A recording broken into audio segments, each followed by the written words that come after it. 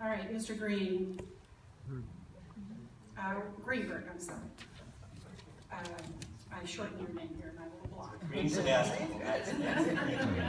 Okay. All right, now we're to the audience questions. And I will start with this one. And you may or may not, folks, want to tackle this considering the CVS situation is still kind of tentative from what I have read. But this is a question from an audience member. The CVS debacle was in no small way the consequence of our outmoded design review guidelines. Approximately a year and a half ago, the City Council promised to revise them, yet to date we do not even have, quote, a rough draft. What will you be doing about this? And if you want to talk about CVS. I'd like to talk about CVS.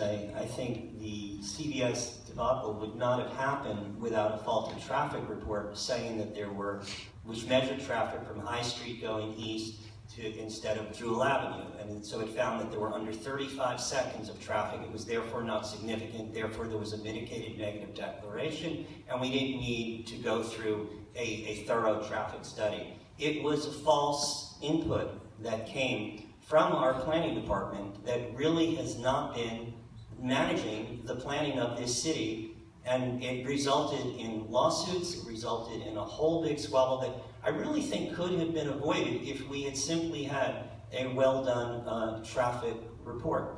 And I'm the one who found what the faults were in the traffic report and brought that out on Wacko and published it, and thousands of people read it.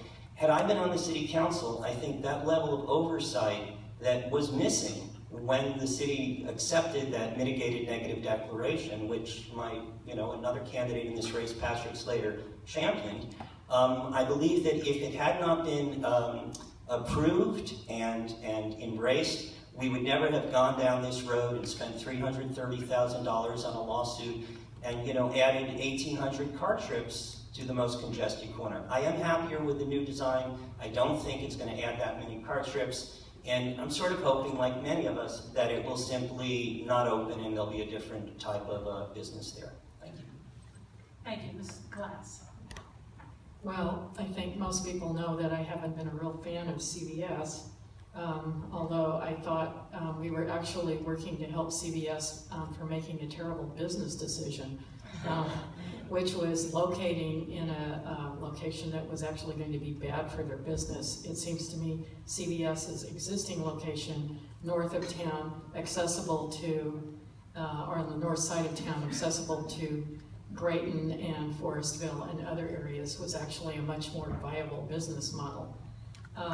I do and thought from the very beginning that CVS was actually inconsistent with our downtown plan, which was incorporated into our existing general plan, and I think we made some mistakes when we reviewed that plan through the process. But at this time, I think I can't really say exactly what I think because I'm limited, because we still have to vote on this as a council member, but I think we need to move forward and tighten up our zoning laws and regulations, and tighten up our design criteria, so we are telling applicants what it is we expect and what we need prior to their application, so we don't get in big messes like this again.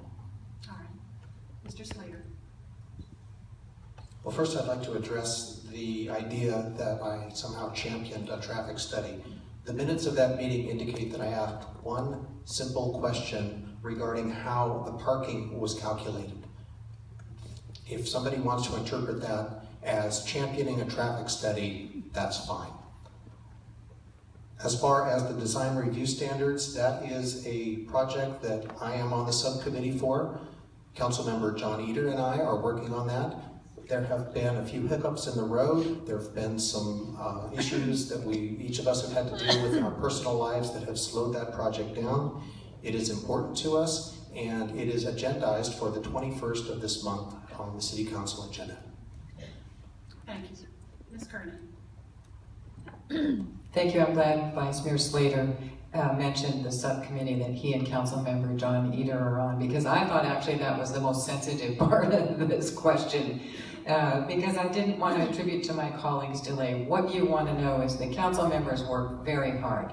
In fact, when we look at our workload since May, when we did take action about Palm Drive Hospital and did pass a resolution in support and did offer help to the Palm Drive Hospital, we went on to 2 months of budget work and 3 months of CVS negotiations behind closed doors. I cannot tell you how many untold hours we've spent fashioning this settlement where we've been attacked by 2 different parties. What will we do about the debacle? Well, I think it's generated from a faulty environmental review. I was the minority vote that would have looked for a majority to support me so that we could have corrected the situation. The problem with that vote was that then all the mistaken energy went into the DRB hearings, and the discussion went on the design issues.